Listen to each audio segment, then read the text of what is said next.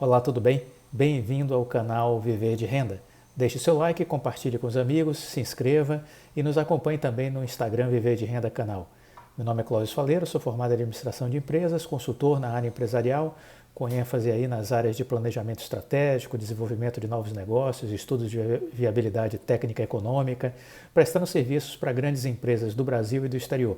Desde 2006 invisto na Bolsa, criei o canal Viver de Renda com o objetivo de compartilhar com vocês as minhas experiências, os meus erros, os meus acertos e que isso de alguma forma possa ser útil para vocês fazerem as suas análises, encontrar as suas estratégias e performar melhor os seus investimentos. Hoje é quarta-feira, é dia do nosso tradicional café com ações.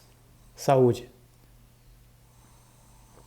O café sempre nos remete a uma boa conversa e nada melhor do que tomar um cafezinho e fazer um giro nas notícias principais dos últimos dias, os últimos acontecimentos que repercutem nos investimentos que nós fazemos.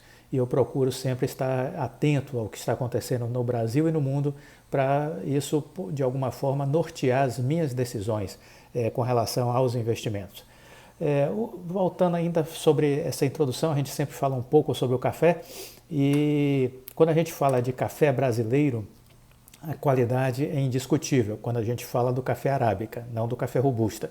Normalmente a gente encontra o café robusta nas gôndolas dos supermercados brasileiros e o café especial ia todo para fora do Brasil. Só que de 10 anos para cá, 12 anos para cá, vem crescendo cada vez mais o interesse do brasileiro pelos cafés especiais, que é o café arábica, né? É diferente do robusta. O café arábica ele é produzido em algumas regiões do Brasil, em especial São Paulo, Paraná, Minas Gerais, Bahia, Espírito Santo, já tem algumas áreas também produzindo cafés especiais. E esse café ganhou o mundo e se tornou referência. É considerado hoje um dos melhores cafés do mundo, o café brasileiro. E não importa se é cápsula, se é em grão, esse café hoje ele está crescendo e ganhando mercado no mundo inteiro.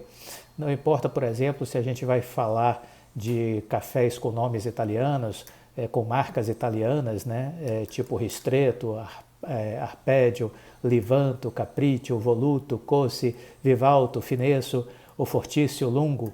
Na maior parte dessas marcas que você encontra lá fora, certamente você vai encontrar um grão premium do café brasileiro torrado e moído.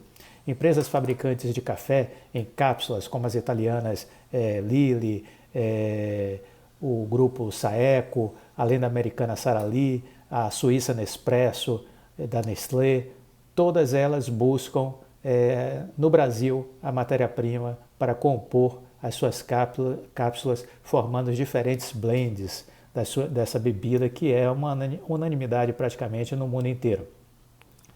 Dito isso, a gente hoje vai falar um pouquinho sobre o preparo do café, né? Existem várias formas de você fazer o seu cafezinho, né? Eu particularmente gosto muito de usar a cafeteira italiana. Depois, quem não conhece, dá uma pesquisada no Google. Eu gosto muito do resultado da cafeteira italiana. É a que eu uso aqui em casa para fazer o meu café, tanto da manhã como o cafezinho da tarde. Sempre estou utilizando a cafeteira italiana, também conhecida como moka. Mas existem outras formas. Uma forma tradicional brasileira é o nosso conhecido café coado, né? Tanto no coador de tecido, como de pano, como no coador de papel. São formas tradicionais ligadas aqui à história e à cultura brasileira. E o café coado, no filtro de papel, ele tem um resultado muito bom, né? Vamos esquecer aquele velho coador de pano e vamos pensar, quando for fazer um café, pensar no filtro de papel. O resultado é muito interessante, pelo processo de infusão que é feito. Além do método coado e da cafeteira italiana, que eu já citei aqui, existem outras formas, como o Rario V60, que é um método que lembra um pouco o café tradicional coado, só que ele também faz uso de um filtro de papel, mas ele difere no design, né? Ele tem umas rachuras, uns veios em formato cônico e espiral por toda a extensão da cafeteira, e isso dá um resultado diferente no sabor. Cada método vai influenciar no aroma e vai influenciar no sabor. Tudo isso, o café especial ele é mágico nesse aspecto. A forma como você prepara ele difere de um para o outro. Então isso é bem interessante. Vale a pena experimentar todos. Eu, como amante do café, sempre procuro ir em cafeterias, e nessas cafeterias eu vou pedindo os cafés e vendo quais são os métodos que a casa tem e pedindo os diferentes métodos para exatamente experimentar essa variação de possibilidades que existe no preparo. Então recomendo que vocês façam isso, não em casa, obviamente. Em casa você escolhe um método. Eu particularmente gosto da cafeteira italiana, mas vocês, quando forem em cafeterias, façam como eu, saiam experimentando os diversos métodos de preparo. Além do Rario, a gente pode citar rapidamente o Aeropress, que é um outro método também de compressão que é feito para fazer a bebida. Tem a prensa francesa, que é uma outra forma de você estar fazendo isso. Tem o Chemex, são vários os métodos, né? Depois pesquisem um pouco no Google, vocês vão encontrar a descrição mais, vamos dizer assim, mais objetiva e mais detalhada de cada um deles.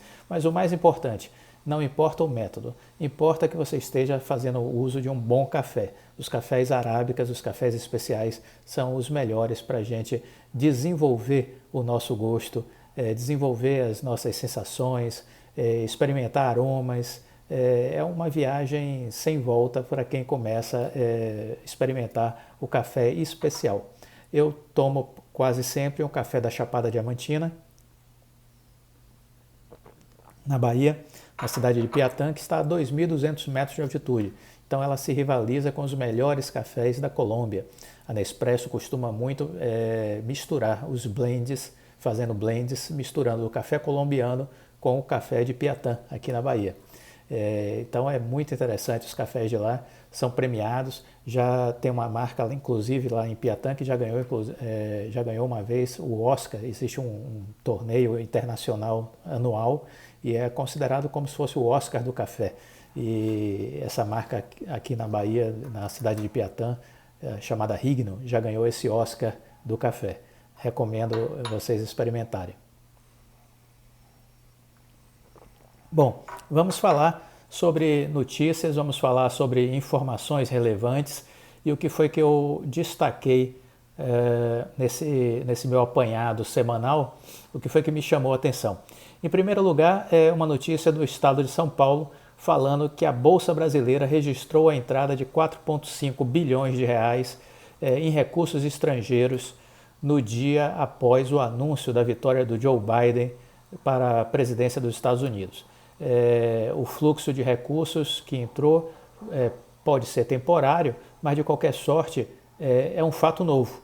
E a gente precisa estar olhando sempre esses fatos novos, coisas que não estavam sendo habituais nos últimos tempos, né? A entrada de capital estrangeiro, para vocês terem uma ideia, na segunda-feira foi a maior para um único dia desde 2007. Desde 2007 foi a maior entrada de recursos num único dia na Bolsa Brasileira. Então isso foi uma coisa muito interessante.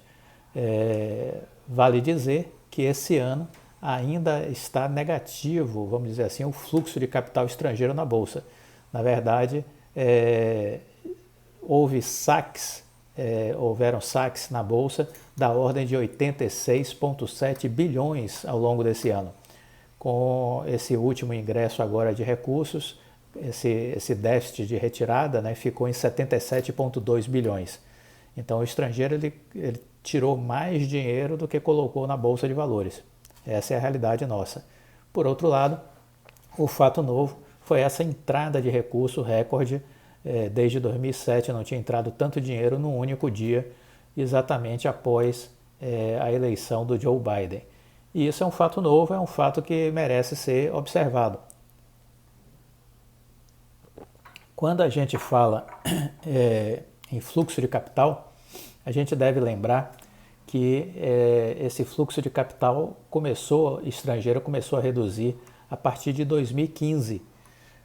Foi justamente quando, por conta das barbeiragens que a Dilma Rousseff fez na nossa economia, que gerou uma queda do PIB de 8%, uma destruição de valor equivalente aí a uma bomba atômica, né?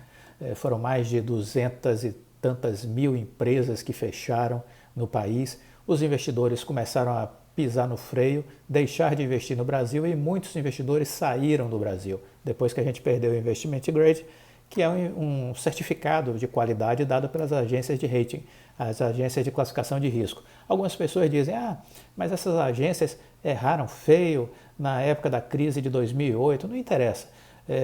Se erraram, se acertaram, erraram de fato, mas isso não é importante quando a gente fala das agências de classificação de risco.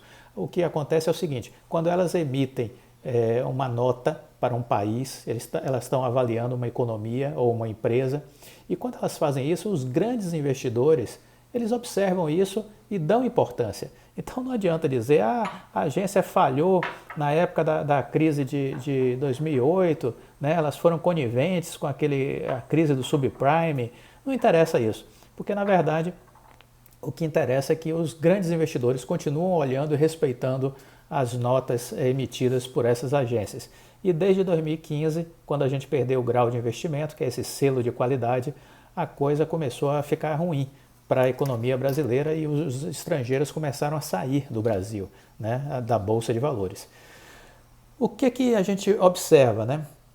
A gente observa que esse fluxo de estrangeiros deixando a Bolsa, mais o resultado da crise provocado pelo governo Dilma, e agora, com a pandemia, a situação da economia brasileira inspira cuidados. O real foi a moeda que mais desvalorizou no mundo frente ao dólar. O real foi a moeda que mais desvalorizou no mundo frente ao dólar. Ocorre que a eleição do Joe Biden nos Estados Unidos, diferente do que muitos falaram, ela repercutiu muito positivamente nas bolsas do mundo inteiro. Havia vários analistas dizendo que as bolsas iam derreter com a eleição do Joe Biden. Eu não acreditava nisso, eu inclusive comentei sobre isso aqui no canal, que a minha expectativa era diferente. E de fato, se confirmou uma grande euforia nas bolsas após o resultado que o Biden tinha vencido as eleições. É óbvio que ainda tem uma fase aí do Trump recorrendo e tudo, mas o choro é livre, mas certamente será homologada e reconhecida a vitória do Biden. Os mercados financeiros já entenderam isso e estão festejando. Então, por que estão festejando? Porque a economia precisa de previsibilidade. A economia precisa de previsibilidade. O investidor, ele não gosta de ficar tomando susto de manhã, de tarde e de noite. Ele fica apavorado. O investidor, se existe um bicho frouxo, chama-se investidor. Você não pode chegar perto dele e dizer, show, ele vai embora. Entendeu? Então, é uma pessoa nervosa, depressiva, com ataques de euforia e por aí vai. Esse é o investidor. Isso são os mercados financeiros no mundo inteiro. Então, nós não podemos criar tumultos. E o que é que o Trump fazia com seu Twitter? O Trump fazia ruídos de manhã, de tarde e de noite. Estilo, não sei. Você sabe que eu sempre tenho a seguinte análise. Quem cria muito tumulto no mercado financeiro quer gerar especulação. Essa é a minha análise. Então, obviamente, teria que ser investigado, né? O Trump vê os movimentos que aconteceram por twitters que ele provocou e no dia seguinte as bolsas despencaram. Será que alguém ganhou? Alguém ligado a ele ganhou algum dinheiro? Porque quando você começa a fazer esses ruídos, ele é um empresário, ele sabe que isso gera especulação, que isso vai gerar estresse no mercado. E quando você faz isso de forma intencional, algo está errado. Algo está errado. Alguém está ganhando dinheiro, entendeu? Alguém está ganhando dinheiro. O Joesley Day foi uma grande articulação para se ganhar dinheiro. Simples assim. Né? Simples assim. Basta investigar porque ali já se acusou, a Bolsa já acusou a família Batista de uso de informação privilegiada e tudo, mas tem mais gente. Não foram só eles não, tem mais gente envolvida nesse processo, entendeu? Ali houve muita mídia destacando aquela confusão toda do procurador, entendeu? Então, quando você vê essas coisas acontecendo deliberadamente, gerando estresse no mercado, é porque alguém está plantando aquela notícia com um interesse específico, que é fazer as bolsas caírem, entendeu? Então, infelizmente, as investigações não acontecem tudo, mas é preciso estar atento, porque esses movimentos forçados, geralmente tem alguém que está lucrando bastante. Mas o fato é que os mercados agradeceram que o Trump está saindo, porque essa imprevisibilidade acabou. Esses ruídos excessivos acabaram. Então isso é bom para o investidor. Eu procuro bater palmas para um presidente, para um partido político, se ele for bom para a economia. Se ele não é bom para a economia, acabou. Não interessa se ele é de direita, se ele é de esquerda, se é de centro. Acabou. E geralmente a de esquerda é ruim, porque a ideologia já é completamente aversa ao capitalismo. Entendeu? Então, agora não interessa se ele é de direita ou de centro, porque ele pode ser de direita ou de centro e ser populista, demagogo, e não ajudar a economia. Então a gente precisa sempre... O que é o investidor? O investidor é o cara que quer ganhar dinheiro. Então, se esse é o meu objetivo, eu preciso de um governo que me ajude a ganhar dinheiro. Se ele me atrapalha, eu tenho que me afastar dele. E aí, com essa eleição do Biden, há uma entrada grande de estrangeiros na Bolsa, e aí vale lembrar uma frase do Abílio Diniz, recentemente, numa entrevista, que o Brasil está barato. Só que o Brasil, ele continuou, precisa de previsibilidade. Esse é um outro problema que aqui também está passando. O Brasil precisa de previsibilidade. E os nossos políticos não estão ajudando com essa previsibilidade, tanto no Congresso, Senado, Câmara, como no próprio governo.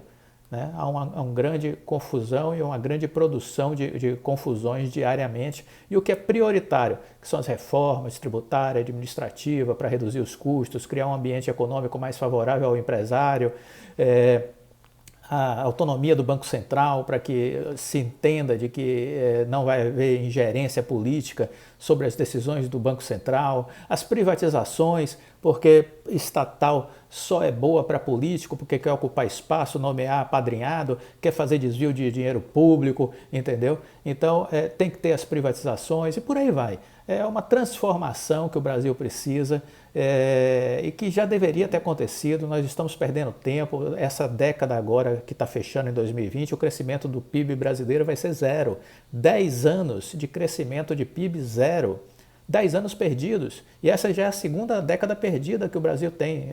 Uma lá em 80 e agora essa. Entendeu? Mais uma década perdida. 20 anos jogados fora no Brasil nos últimos 40 anos. Entendeu? Então tem algo errado com esse país. A gente precisa acordar, né? Os indicadores nos mostram que tem algo errado. E já faz tempo. E continua errado. Então a gente precisa acordar. Falta aí uma participação, eu tenho uma visão crítica do nosso empresariado.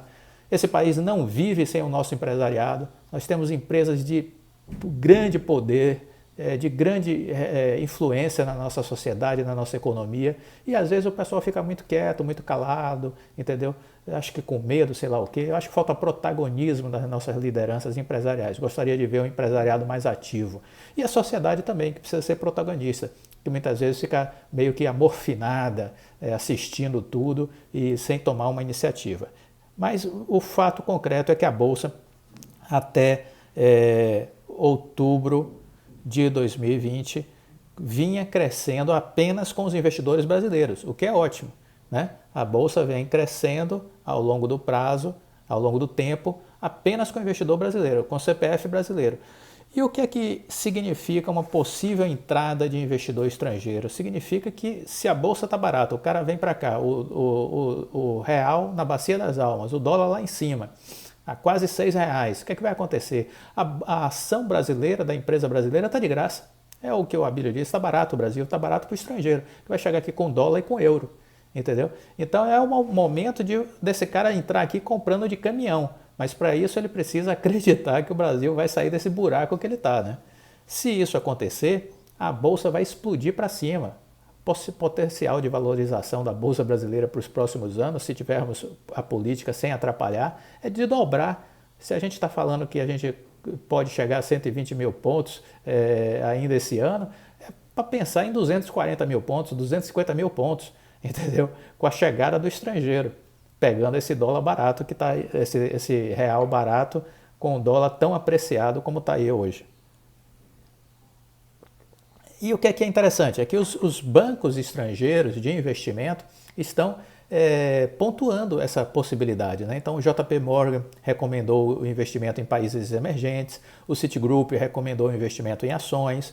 Então esse fluxo dólar pode vir para o Brasil e com isso, obviamente, a própria cotação do dólar com esse fluxo de capital vindo para cá vai cair também, né? Essa trajetória do dólar no médio prazo tende a cair se continuar, se a gente tiver um fluxo de capital estrangeiro entrando fortemente, a gente vai ver o dólar cair no médio e longo prazo, né? O que é bom para a gente também enquanto economia.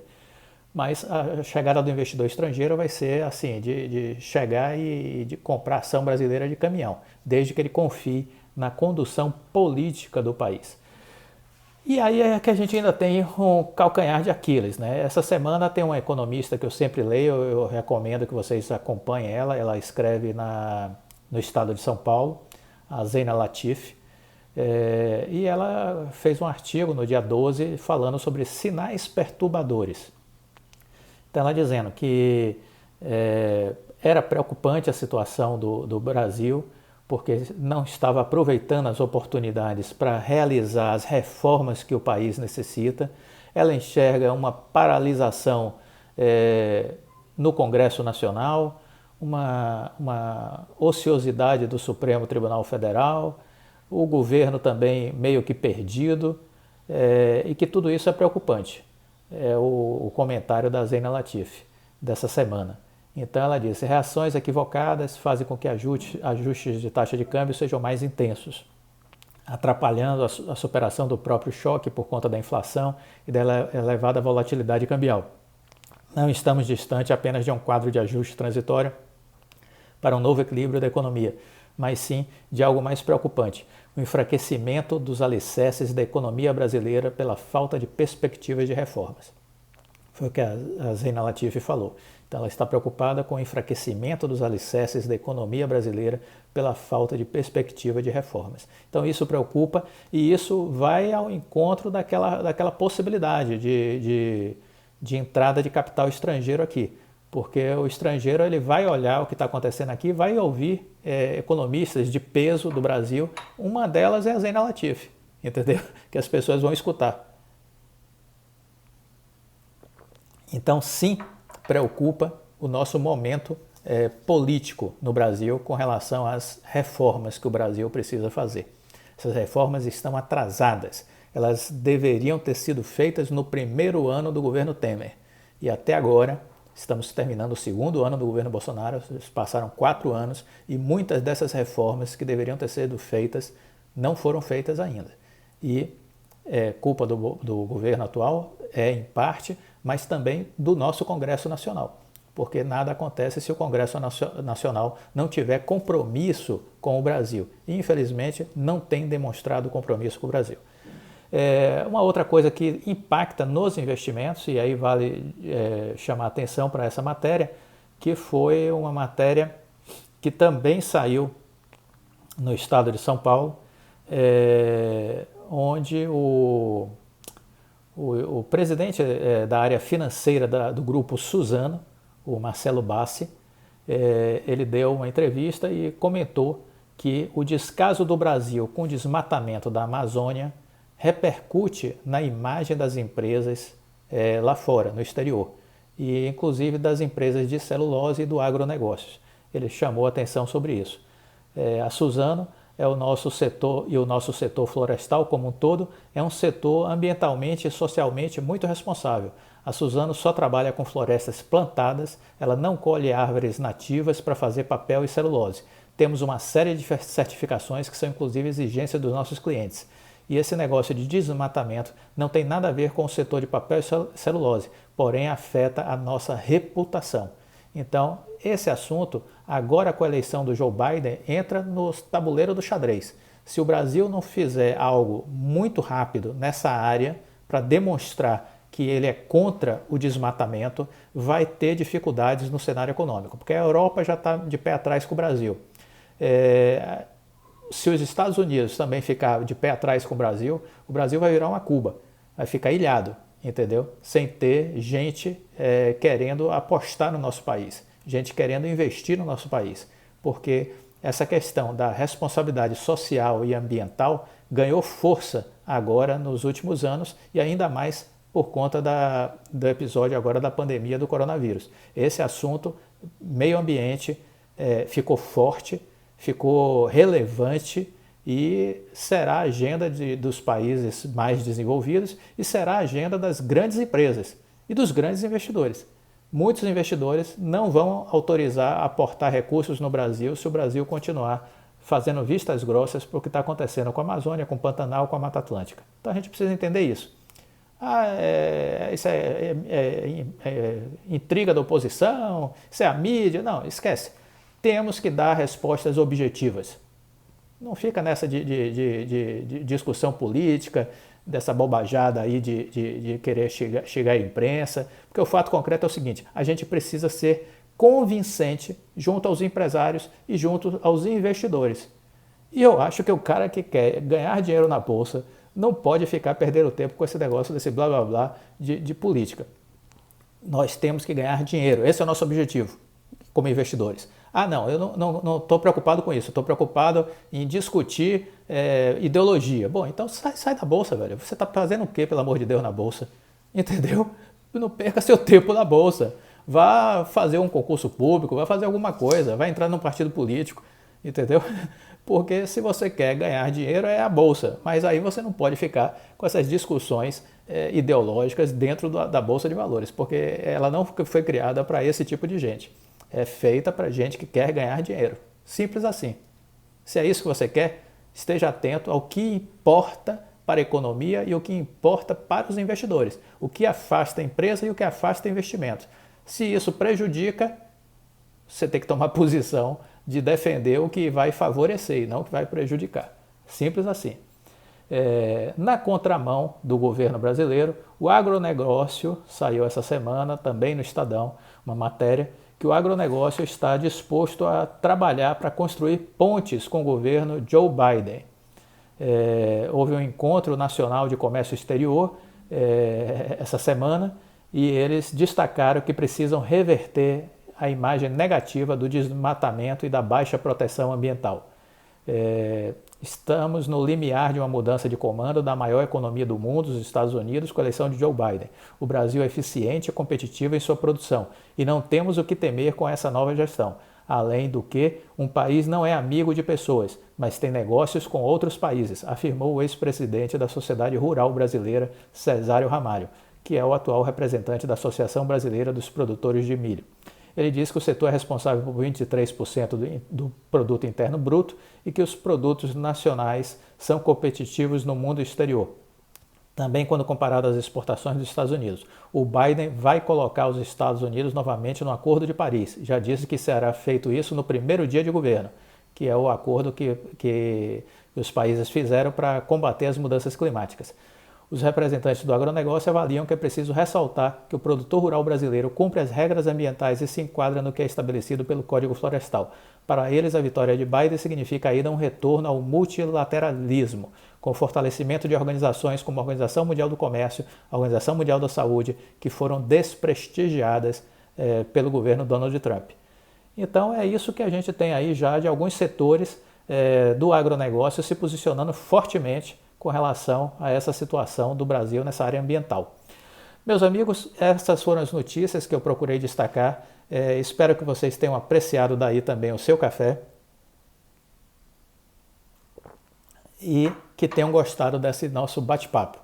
São informações, são notícias que eu julgo relevantes e que eu procuro filtrar para saber o que está acontecendo no mundo e o que está acontecendo no Brasil e como isso pode afetar os meus investimentos. Eu recomendo que todo mundo faça esse tipo de leitura também. Até a próxima e bom fim de semana. Tchau!